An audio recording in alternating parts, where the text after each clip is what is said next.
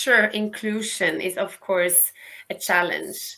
And I would say in global organizations like ABB, we are doing it through the engagement survey. So we actually have the annual survey. We have 3 questions around inclusion. So there, it's really an opportunity to deep dive into that. If I was running a smaller company, I would do the pulse surveys, and I would do it on a much more regular basis. And it wouldn't be 50, questions survey once per year. It would be a couple of questions, testing the pulse every Friday or every second Friday, and that could be at least an indicator. Then of course we have the retention, we have the sick leaves, we have those more KPIs that you can evaluate that will give us some let's say tracking on where we stand. Okay. I would say absolutely right, as Heidi said, and just to add on to that, you do start with the data you have. Very often I'll find HR directors reaching out to me and going, well, I'm completely lost. We actually don't track this data. So what do I do? So, well, you're answering your own questions there. You start with what you don't know and start asking yourself, what is the data that I'm not seeing? What am I blinded to? What are my own biases? What is different to me and perhaps something I've not experienced that I don't know of? What don't I know? And that's a really good place to start. What don't I know? Start with your data, quantitative. If you don't have qualitative data, start to gather it. You can do focus groups, you can do listening exercises, you can do facilitated external consultants coming in and doing some of the more challenging conversations for you. You can, if you don't have employee resource groups, you can actually form independently voiced employee resource groups, actually give them money to do their work, actually start putting them into strategic spaces intentionally to start listening while you build, say, your quantitative data gathering systems, or you build an HRIS system, or you're doing, so you can do things in parallel. But it's really about starting to go and really assess, like how you would with any problem, right? Assess what you know, what you don't know, and then ask some of the questions that you wouldn't actually ask. But do this listening. Come to forums like this. Reach out to the people after the forum. We all want to share, and as Heidi said, when we come together and share our different ideas, we're learning through this conversation. So imagine what you could get if you were an HR director and you either engaged with somebody that was completely different to you, or somebody that worked in a completely different space and has that experience and brings you the tech or other experience into it. You would come up with very different solutions. So I'd say those are good places potentially to also consider starting. Yeah. Okay. So you've sort of measured your and you think, okay, we need to do some more then. What steps do you take? So we talked about these sort of pulse and how we might measure it, but what kind of proactive interventions could you make? Perrine, perhaps you could explain some of the things that you've done with some of your clients and some of the businesses that you've worked with and what you've advised them to do.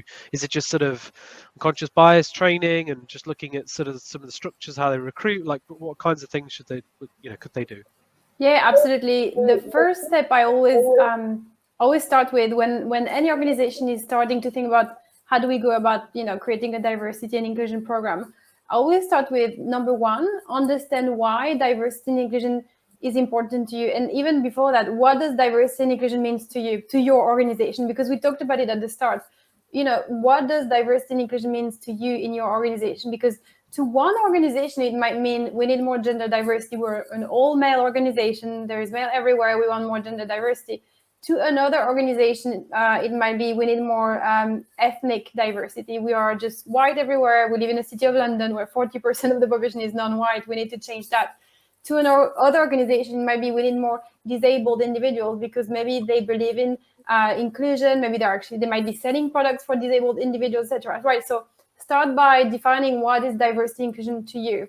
And then once you've done that, understand why diversity and inclusion is important to your organization. Is it because you think you're going to better serve diverse communities and clients?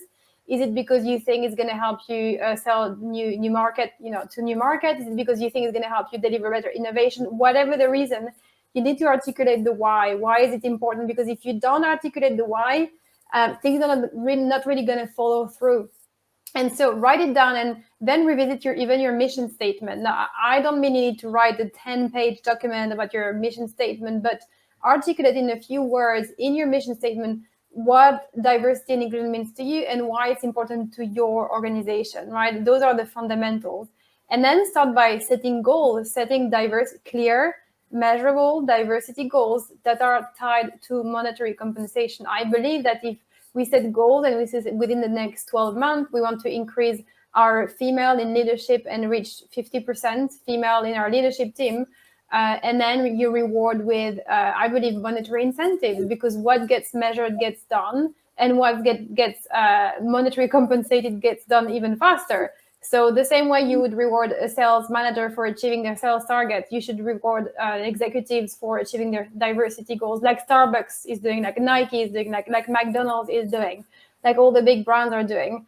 And then I think you should appoint, we talked about a diversity task force. I think if you could appoint a diversity and inclusion task force or committee sponsored by an executive to drive this project forward, to move the needle, to check every week, how are we progressing, to really keep that accountability. And then you need to get real about your own diversity and inclusion.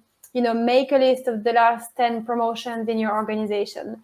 Make a list of the last 10 new hires in your organization. Make a list of the last 10 people whose efforts you acknowledge in your last team meeting. Do you notice any commonality, any pattern? It is the same kind of group, right? And then we talked about engagement survey, like Heidi talked about that. It could be a very simple 3 questions that you send every week to your team. I am proud to work for ABC company, or I would recommend ABC company as a great place to work, or I rarely think about looking for a job at another company. Employees rate 1 to 10, and you get a quick pulse to see how people feel engaged or not.